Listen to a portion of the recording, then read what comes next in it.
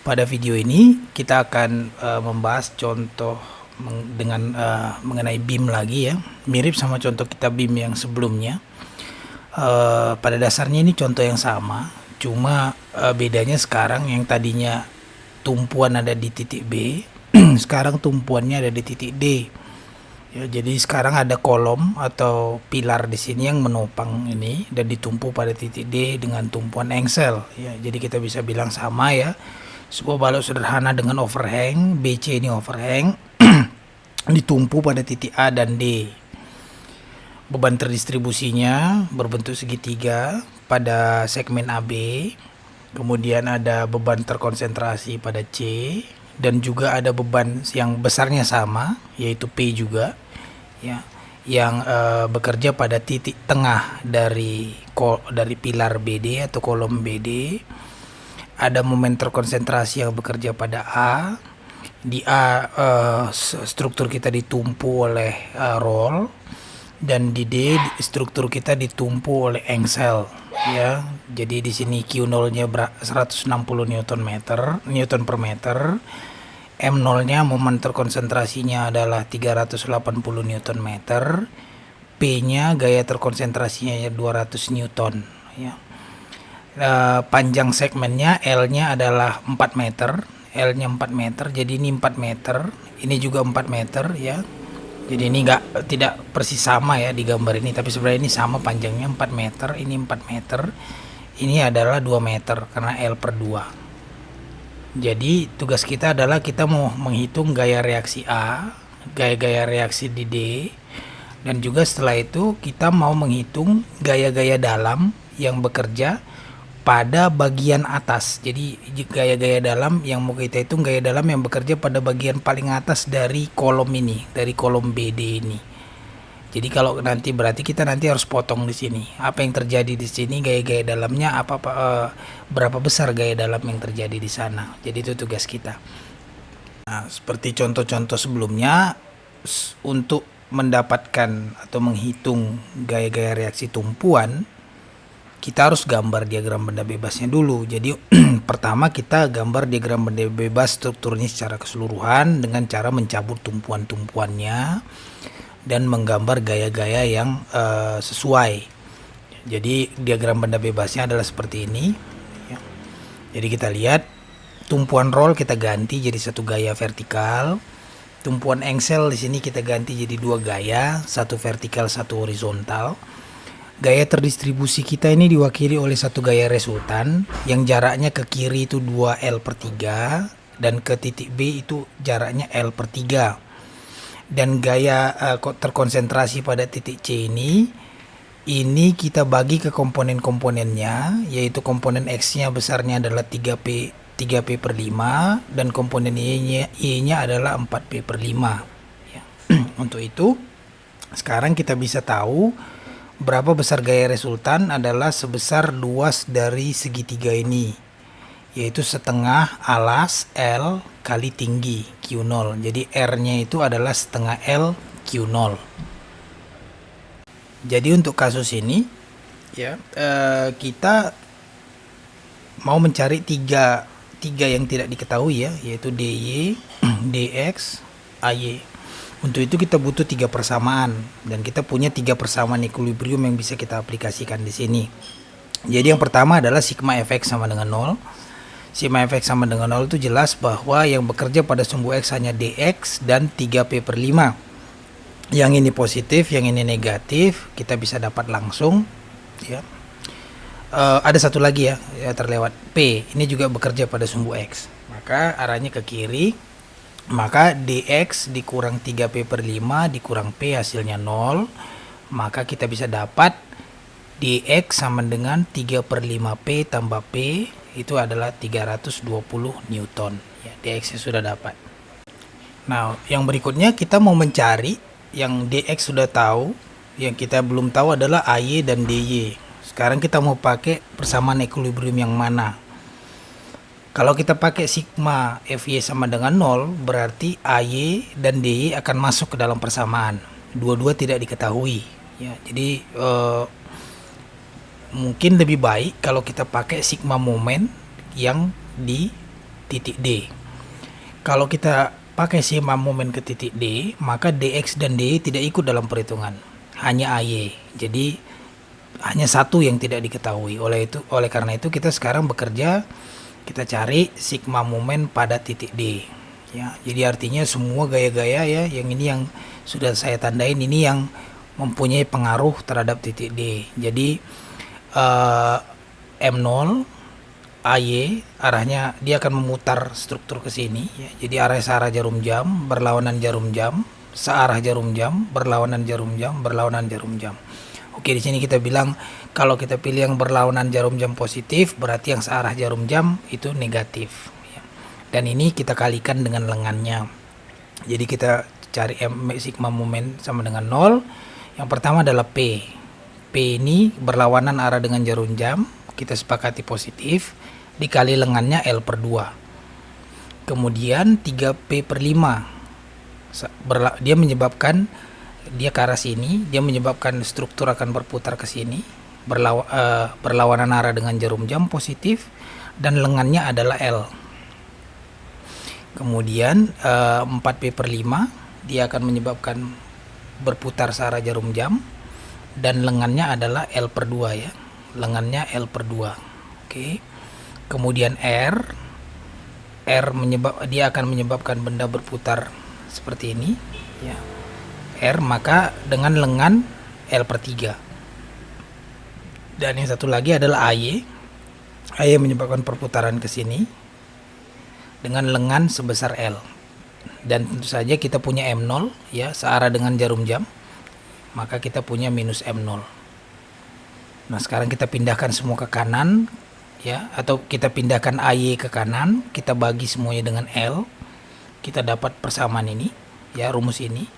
Semua variabel sudah diketahui, tinggal kita masukkan, maka sekarang kita dapat AY sama dengan 152 Newton. Sekarang tinggal satu persamaan equilibrium yang belum kita pakai, yaitu sigma Fy sama dengan 0 ya. Kita gambar lagi di sini.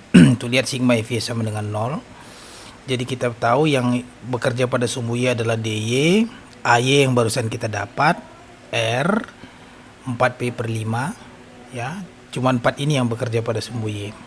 Yang ke arah ke bawah gayanya bekerja negatif, ke arah ke atas positif. Kita masukkan semuanya ya, R kita ganti jadi setengah Q0L, maka kita dapat dy sama dengan 328 Newton. Nah, sekarang kita sudah mendapatkan ketiga gaya reaksi dari tumpuan-tumpuannya. Tugas kita berikutnya adalah kita mau mencari gaya internal ya, gaya-gaya internal yang ada pada bagian paling atas dari kolom BD ini ya. Sekarang ya, kalau misalnya kita mau mencari di sini, berarti ini harus kita pisah ya, kita potong di sini. Berarti kita sekarang punya dua buah diagram benda bebas, yaitu diagram benda bebas yang ke bawah dan diagram benda bebas bagian atas. Jadi kita gambar diagram benda bebasnya seperti ini ya. Jadi ini yang bagian atas, ini yang bagian bawah ya. Jadi ini adalah gaya-gaya dalam yang terjadi ya. Ini N juga ya. Gaya dalam yang terjadi. Bagaimana arah-arahnya ini mirip. Coba bayangkan kalau ini kita putar ya. Jadi ini sebenarnya sama seperti ini. Jadi ini seperti ini, yang bawah ini ya. Jadi dia ke bawah, ke sini, dan ke sini ya. Jadi kita putar balik dia, kita dapat seperti ini ya. Jadi itu gaya-gayanya. Nah, sekarang sama seperti contoh-contoh sebelumnya, kita bebas milih selama kita menggambar dengan hati-hati. Kalau kita bekerja dengan diagram benda bebas bawah, hasilnya juga akan sama kalau kita bekerja dengan diagram benda bebas atas ya. Jadi pertama kita akan lihat dulu bagaimana kalau kita bekerja dengan diagram benda bebas yang bagian bawah ya. Ini diagram benda bebas bagian bawah ini ya. Pertama sigma Fx sama dengan 0, kelihatan lebih sederhana ya. Sigma Fx sama dengan 0, kita cuma punya 3 gaya ini, V, P, dan dx. Yang ke kiri negatif, ke kanan positif. Kita bisa dapat gaya gesernya, yaitu minus 120 Newton. Maksudnya minus apa? Maksudnya adalah yang tadinya kita asumsikan ke sini, tapi sebenarnya dia arahnya ke sini sebesar 120 Newton. Sekarang kita lanjut dengan sigma FY sama dengan 0. Sigma FY sama dengan 0, kita punya N dan kita punya DY. Cuman itu yang ada. Ya. N ke arah atas, DY ke arah atas sama dengan 0. DY kita tahu, N kita yang mau cari, ya. Jadi N sama dengan minus DY, maka N sama dengan minus 328 Newton. Hasilnya juga minus. Artinya apa? Artinya yang kita tadi asumsikan arahnya ke sini, sebenarnya arahnya adalah ke sini. Nah, persamaan equilibrium yang terakhir adalah sigma momen, ya. Jadi kita cari sigma momen di titik ini. Jadi yang mana saja yang bekerja di sini? Ya, di titik ini. Ya, yang pasti V dengan N tidak, karena dia bekerja pada titik itu. DY juga tidak, karena dia juga bekerja pada garis ini. Jadi yang akan menghasilkan momen adalah dx dan p, ya. Jadi kita bisa lihat dx ini akan memutar ke sini dan p akan memutar ke sini, ya. Jadi sekarang kita bisa lihat bahwa m ini positifnya ke sini, berarti yang dx ini juga positif dikali lengannya. Jadi kita lihat di sigma momen, jadi ada dx dikali lengannya itu L ditambah minus p, ya, minus P karena dia perputarannya berlawanan dengan M ini, minus P dikali lengannya L per 2 ditambah M. Jadi bisa kita lihat ini, ya.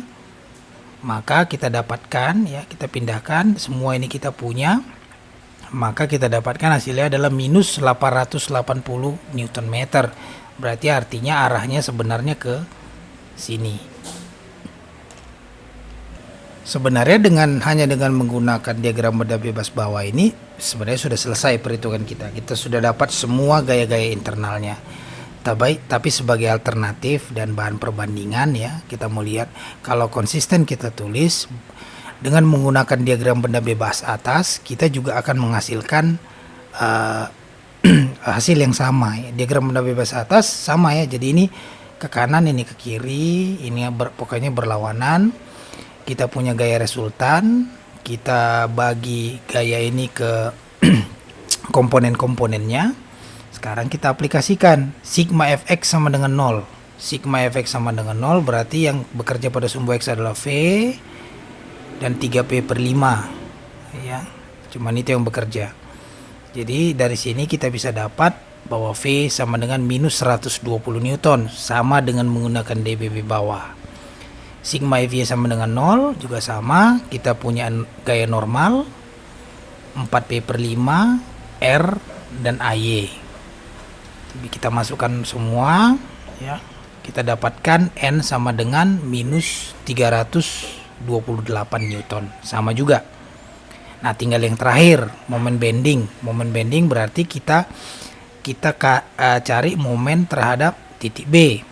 Kalau kita cari momen terhadap titik B, ya, berarti kita bisa lihat ini arahnya ke sini, ini akan memutar ke sini, ya, yang ini akan memutar ke sini, ini tidak ikut bekerja. Jadi hanya ada 1, 2, 3, 4, ya, dan positif negatifnya tergantung perputarannya. Jadi yang kita anggap positif adalah yang berputar ke sini, berarti yang berputar secara jarum jam itu positif semua. Yang berlawanan itu negatif, dan kita kali dengan lengannya. Jadi bisa kita lihat pertama sigma minus M0 karena dia oke, kalau gitu kita bilang M0 negatif, berarti M juga negatif di sini searah jarum jam. Yang penting kita konsisten. Berarti yang berlawanan dengan arah jarum jam itu yang positif. Berarti minus M0, ya, minus AY dikali L plus R, ya, dikali L per 3 kali lengannya. Dan ini adalah minus 4P per 5 dikali L per 2 minus M. Ini minus M, ya, sama dengan 0. Nah, ini, ya. Nah, dengan mengatur ulang susunan-susunannya ini, ya, misalnya dengan memindahkan M ke kanan karena M yang mau kita ketahui, kita bisa tuliskan seperti ini. Kita masukkan semuanya. R itu adalah setengah Q0L. Kita masukkan yang kita tahu. Kita dapatkan juga bahwa momennya adalah minus 880 Newton meter, persis sama dengan waktu kita menggunakan diagram benda bebas bawah. Jadi dari sini juga bisa kita buktikan bahwa tidak masalah mau diagram benda bebas yang bawah atau atas yang kita pergunakan. Yang penting kalau kita gambar diagram benda bebasnya dengan benar, maka hasilnya akan sama. Sekali lagi saya tekankan bahwa diagram benda bebas ini adalah yang paling penting dalam perhitungan ini. Jadi ini harus dipelajari dengan baik bagaimana menggambar diagram benda bebas. Karena kalau diagram benda bebasnya salah, maka semua perhitungan kita akan salah. Ya, sekian dan terima kasih.